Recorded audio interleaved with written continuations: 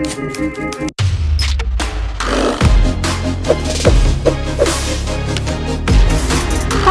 perkenalkan nama saya Ana Sukma. Di video kali ini saya bakal sharing bagaimana sih caranya mengoptimalkan kinerja karyawan Anda dengan timeline dan juga planning. Nah, tapi sebelum itu saya boleh nanya ya, kira-kira nih Anda pernah nggak mengalami yang namanya kebingungan? Bingung mau kasih kerjaan apa sama mereka? Bingung mau kapan mereka harus selesai pekerjaannya gitu kan? Pernah? Atau mungkin Anda pernah mendengar gitu kan, desas-desus dari karyawan Anda semua, atau mereka mungkin pernah curhat sama Anda gitu kan, bingung mana pekerjaan yang harus diselesaikan lebih dulu, kira-kira kapan harus selesainya gitu ya, kapan yang bisa nanti-nanti aja gitu kan. Kalau iya, sudah saatnya nih perusahaan Anda untuk merencanakan dan memplanningkan dengan baik secara sistematis agar perusahaan Anda bisa mencapai target yang sudah disepakati. Dengan membuat perencanaan yang baik, ini menghindarkan karyawan Anda itu untuk bingung gitu kan. Terus juga mengurangi terjadinya perubahan strategi yang mendadak. Di mana dengan adanya planning, kita bisa mengobservasi dan juga mengamati kira-kira kapal perusahaan itu sudah berlayar sejauh mana sih? Ya kan? Saya kasih contoh ya, semisal Anda ini pengen pergi berlayar ke sebuah pulau dengan kapal gitu kan. Pasti perlu yang namanya merencanakan apa sih yang perlu dibawa, ya, apa yang nanti akan dilakukan ketika berlayar. Kira-kira nanti kapan ya kita sampai ke tengah lautan, kita mau lihat lumba-lumba gitu kan. Atau yang terakhir, kapan sih kita bisa sampai ke pulau atau tujuan tersebut, ya. Seperti dengan bisnis, kurang lebih sama seperti ketika kita berlayar. Kita perlu merencanakan semuanya dengan baik dan juga kita menentukan kapan kita bisa sampai atau menyelesaikan hal tersebut. Jangan sampai Anda berlayar tanpa tahu arah, tanpa perencanaan. Jangan-jangan nanti kapalnya hilang lagi, nyasar lagi, kan nggak mau kan?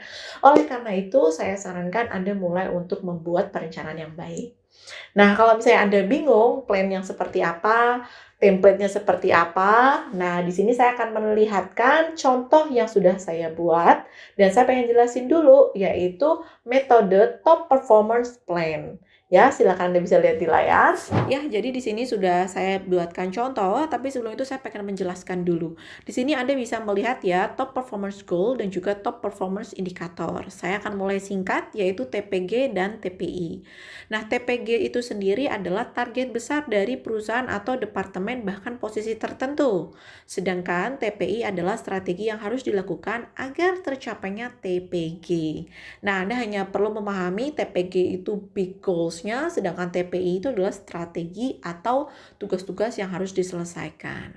Nah, di sini sudah ada contohnya, sudah saya buatkan. Sebenarnya ini Anda bisa membuat contoh ini kayak per departemen, per posisi jabatan itu boleh, tapi di sini saya ambil contohnya untuk goals-nya mencapai omset 100 juta gitu ya. Targetnya itu adalah gimana caranya bisa dapat 100 juta.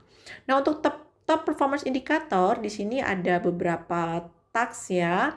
Yang pertama, strategi yang harus kita lakukan agar bisa mencapai omset 100 juta adalah launching produk.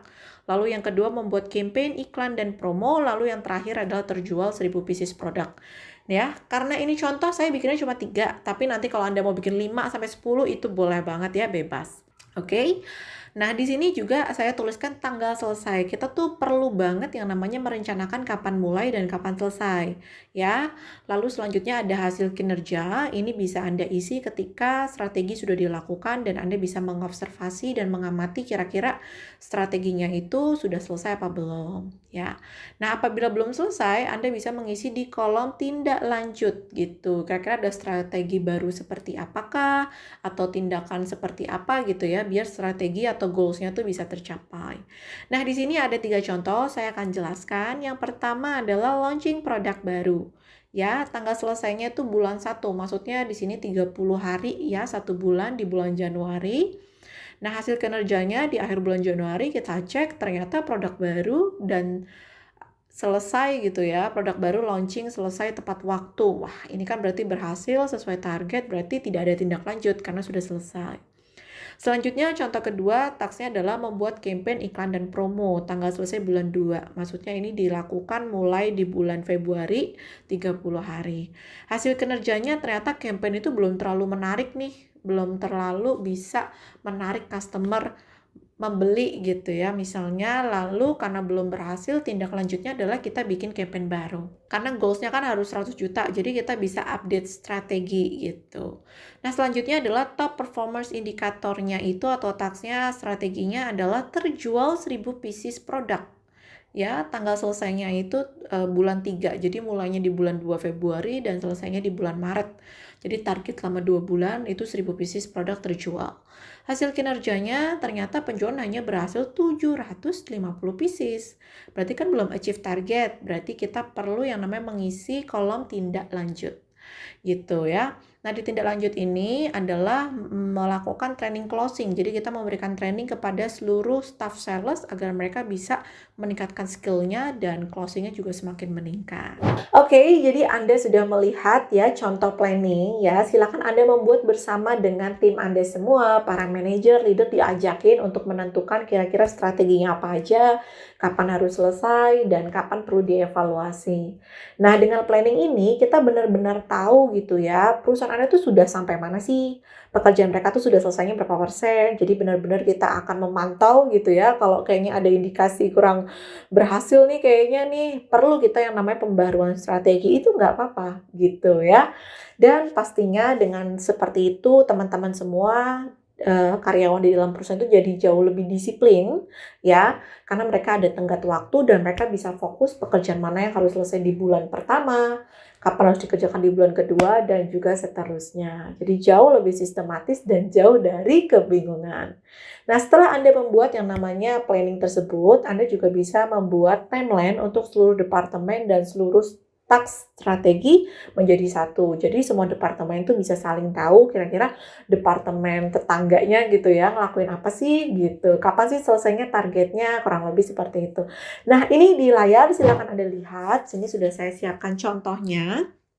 Ya, di sini Anda bisa lihat timeline-nya ada departemen, ada task, dan juga ada bulan 1 sampai bulan 5. Nah, sebenarnya untuk timeline ini kita bikinnya 1 tahun. Jadi bulan 1 sampai bulan 12. Karena ini hanya contoh, ya saya bikinnya cuma sampai di bulan ke-5.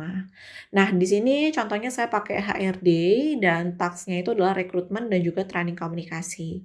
Untuk rekrutmen dilakukan fokus di bulan pertama dan kedua.